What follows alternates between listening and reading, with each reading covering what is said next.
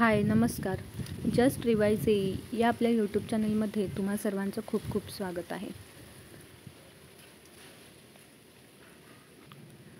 तर आपल्या एक्झामला 20 दिवस राहिले आहेत. तर तुमचा आय होप की तुमचा स्टडी व्यवस्थित चालू असेल. तर काल एका स्टुडंटची कमेंट आलेली की मॅडम रिव्हिजनसाठी कोणती मेथड वापरायची आणि फॉर्म्युलेज कसे लक्षात ठेवायचे. तर या दोन गोष्टींवर डिटेलमध्ये काम करायचं म्हटलं तर तेवढा आपल्याकडे वेळ नाही आहे. सो 20 दिवसात आपल्याला रिव्हिजन पण करता येईल आणि त्यामधूनच फॉर्म्युले कसे लक्षात ठेवायचे यासाठी मी हा शॉर्ट व्हिडिओ केलेला आहे. तर मी आता अगोदर आपल्या चॅनलबद्दल थोडीशी इन्फॉर्मेशन सांगते. तर आपलं जस्ट रिवाइज एई हे चॅनेल फक्त एई जेईच्या स्टुडंटसाठी आहे. या चॅनेलवर आपल्या ज्या रिसेंट एक्झाम्स आहेत, महाट्रान्सको, महाडिस्कॉम, RRB किंवा आणि अपकमिंग ज्या वॅकन्सीज येतील त्याबद्दल अपडेट्स मिळतील आणि प्रिपरेशन स्ट्रॅटेजी काय असतील, टेक्निकल नॉन टेक्निकल स्टडी कसा करावा याच्याबद्दल तुम्हाला इन्फॉर्मेशन मिळेल. मी कोणताही ऑफलाईन किंवा ऑनलाईन क्लास घेत नाही. या अगोदर टीचिंग फील्डमध्ये होते, पण सध्या मी फक्त प्रिपरेशन करते.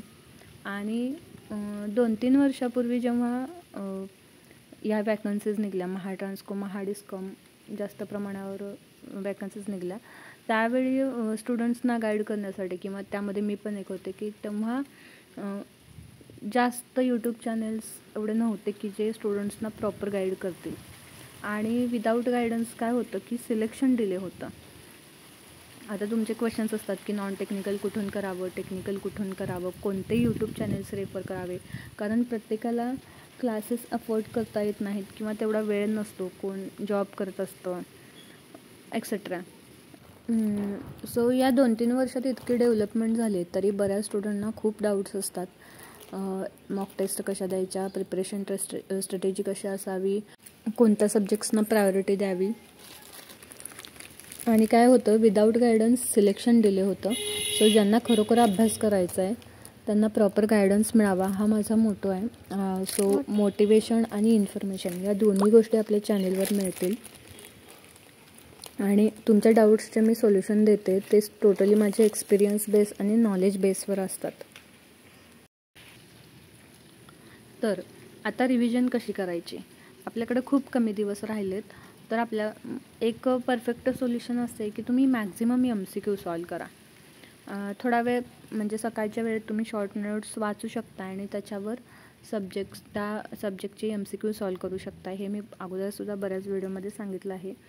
आता तुम्ही मॅक्झिमम MCQ सॉल्व करा. तुम्ही जे ऑलरेडी आता नवीन कोणतं बुक यूज करू नका. तुम्ही जे बुक अगोदर यूज केलं असेल तर त्याच बुकची रिव्हिजन परत करा. तेच क्वेश्चन्स परत सॉल्व करा.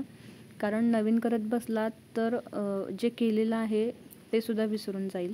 त्यापेक्षा जे करताय ना त्यामध्येच तेच क्वेश्चन्स करा, म्हणजे त्यामध्येच इम्प्रूव्हमेंट होईल. किंवा काही वेळा कसं होतं, तुम्ही ज्यावेळी तो सेम क्वेश्चन ज्यावेळी दुसऱ्यांदा किंवा तिसऱ्यांदा वाचताय त्यावेळी ती कन्सेप्ट तुम्हाला नव्याने व्यवस्थित समजते किंवा ती कशी लक्षात ठेवायची त्यामध्ये एखादी ट्रिक असेल तर ती तुम्हाला लक्षात येते.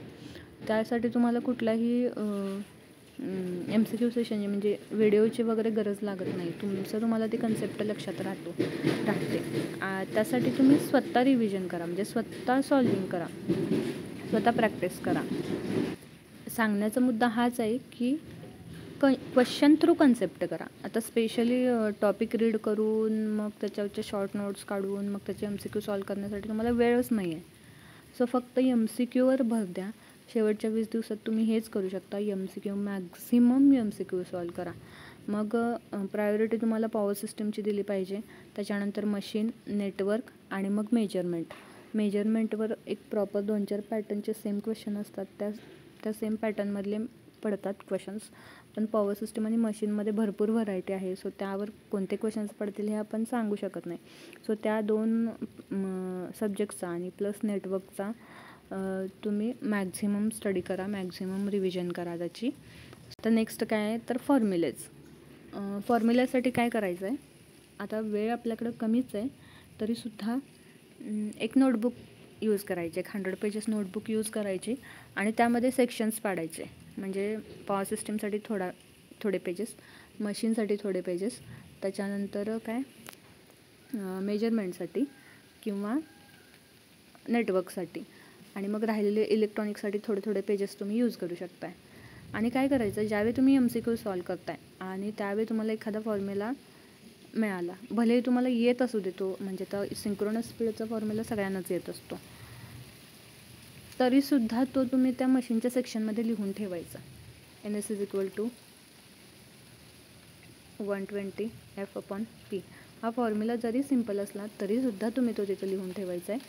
मग असे बरेच फॉर्म्युले तुम्हाला मिळतील सगळ्या सब्जेक्ट्समध्ये, ते तुम्हाला त्या त्या सब्जेक्ट्सच्या सेक्शनमध्ये लिहून ठेवायचे आणि दररोज तुम्ही ते रीड करू शकता, तुम्हाला वेळ मिळेल त्यावेळी.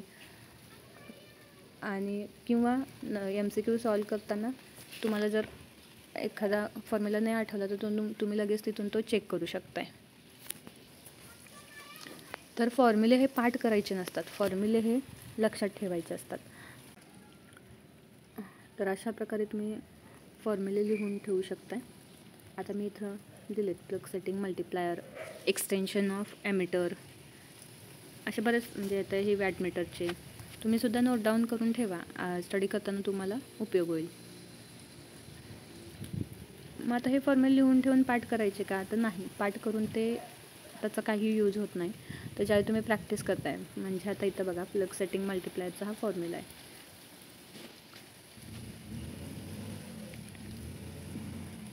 तर सपोज फॉल्ट करंट 1000 आहे, divided by plug setting into CT ratio. CT ratio suppose 400 आहे आणि डिवायडेड बाय 5. मग आता प्लग सेटिंग म्हणजे काय आहे, तर relay setting into CT secondary current. Suppose relay setting दिले तुम्हाला 50%, सो मी घेतलं 0.5. तर बऱ्याच जणांना हे पण कन्फ्यूज असतं की 50 घ्यायचं का 0.5 घ्यायचं.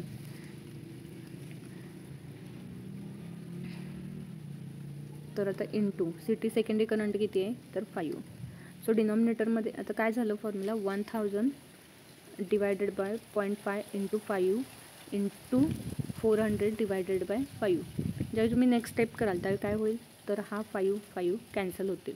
पण ते काय कॅन्सल झालेत, इथं पण CT सेकंडरी करंट आहे आणि इथं पण CT सेकंडरी करंट होता, तो कॅन्सल झाला. आणि राहिलं काय, तर 1000 डिवायडेड बाय 0.5 इंटू 400. इथं मी लिहिते 1000 डिवायडेड बाय 0.5 इंटू 400 आणि ॲन्सर काय आलं, तर 1000 डिवायडेड बाय 200, ॲन्सर आलं 5. म्हणजे PSM आला आपला 5 आलं, हे फायनल ॲन्सर आलं. तर तुम्ही जर हा आहे असा क्वेश्चन सॉल्व केला तर यासाठी किमान 1 मिनिटभर तर जाईल किंवा त्यापेक्षा कमी, म्हणजे 1 मिनिटभर जाईल. पण यात तुम्ही काय करू शकता, इथं जे CT सेकंडरी करंट ऑलरेडी कॅन्सलच होतात, तर मग ते प्रत्येक वेळी लिहायची गरज आहे का? नाही. तर मी डायरेक्ट ही स्टेप करणार, 1000 डिवायडेड बाय 0.5 इंटू 400. का तर CT सेकंडरी करंट हे ऑलरेडी कॅन्सल होतात. पण हे तुम्हाला कधी समजेल, तर ज्यावेळी तुम्ही त्या क्वेश्चनची त्या सेम पॅटर्नची 4-5 पॅटर्न्सची प्रॅक्टिस कराल, म्हणजे सेम पॅटर्न पण तो 4-5 वेळा 4-5 क्वेश्चनची प्रॅक्टिस कराल, त्यावेळी तुम्हाला ते समजेल. आणि तुम्हीच बघा, जर 5 वेळा तुम्ही सेम फॉर्म्युला यूज केलात तर तुम्हाला परत पाठ करायची गरज आहे का? नाही. तर फॉर्म्युले हे पाठ करायचे नाहीत, तर ते न्यूमरिकल सॉल्व करून लक्षात ठेवायचे.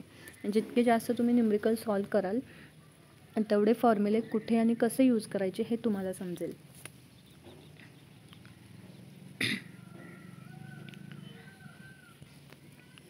सो फॉर्म्युल्यासाठी हा एकच ऑप्शन आहे की तुम्ही न्यूमरिकल सॉल्व करू शकता. सो आपल्याला काय करायचं आहे, थेअरीसाठी MCQ सॉल्व करायचे आहेत आणि न्यूमरिकल्स फॉर्म्युल्यांच्यासाठी न्यूमरिकल्स सॉल्व करायचे आहेत. इवन तुम्ही असं नोटबुकमध्ये स्क्वेअर्स, क्यूब्स सगळं हे सुद्धा लिहून ठेवा, काही हरकत नाही. असं अजिबात वाटायची गरज नाही आहे की हे मला येतं आहे, काय गरज आहे. नाही, तुमच्या त्या नोटबुकमध्ये तुम्हाला जे इम्पॉर्टंट वाटतं ते सगळं असलं पाहिजे.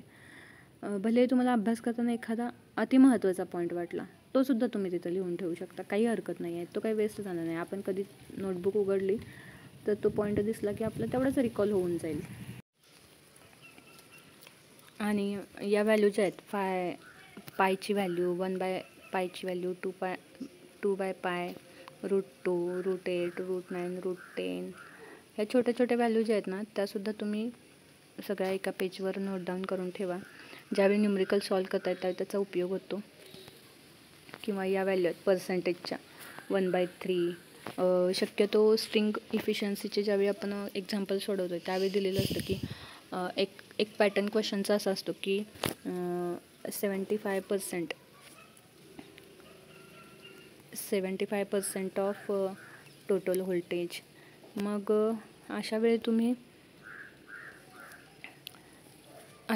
75%च्या ऐवजी 3/4 यूज केलं तर तो जो फॉर्म्युला आहे किंवा ते जे एक्झाम्पल आहे ते पटकन सॉल्व होतं. अशाच ट्रिक्स ज्या आहेत त्या आपल्याला आपल्या प्रॅक्टिसमधून समजतात. सो आज आपण हेच बघितलं की रिव्हिजनसाठी MCQ सॉल्व करा आणि फॉर्म्युलेससाठी मॅक्झिमम न्यूमरिकल सॉल्व करा. तर अभ्यास करत राहा. All the best. आजचा व्हिडिओ कसा वाटला कमेंटमध्ये नक्की सांगा आणि चॅनेलला लाईक सबस्क्राईब करायला विसरू नका. आणि हा व्हिडिओ तुमच्या फ्रेंड्सनासुद्धा शेअर करा जेणेकरून त्यांनासुद्धा या मेथड्स कळतील, त्यांनासुद्धा त्यांच्या अभ्यासासाठी यूज होतील. So bye. Thank you so much.